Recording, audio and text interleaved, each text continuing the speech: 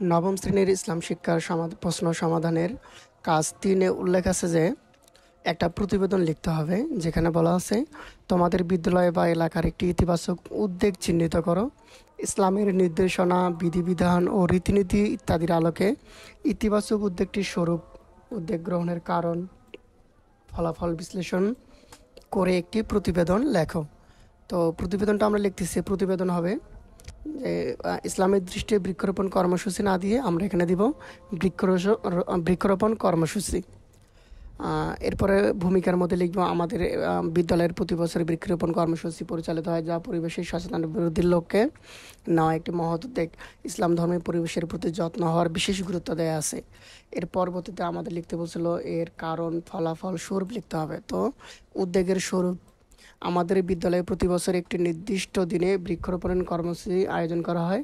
এই কর্মসূচিতে ছাত্রছাত্রী, শিক্ষক, শিক্ষিকা, অভিভাবক সক্রিয়ভাবে অংশগ্রহণ করে।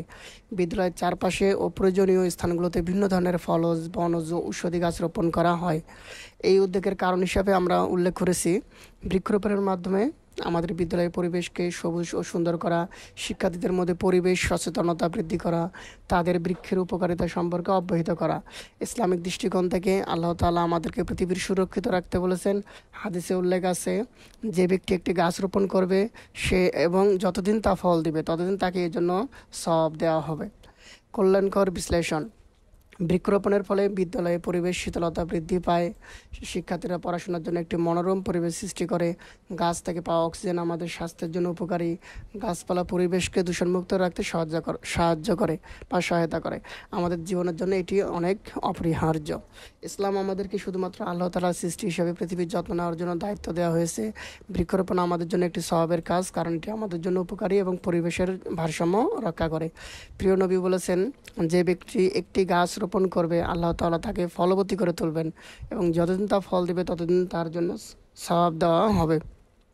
উপসংহার, একটা প্রতিবেদন লিখলে তার অবশ্যই একটি উপসংহার দিতে হয়।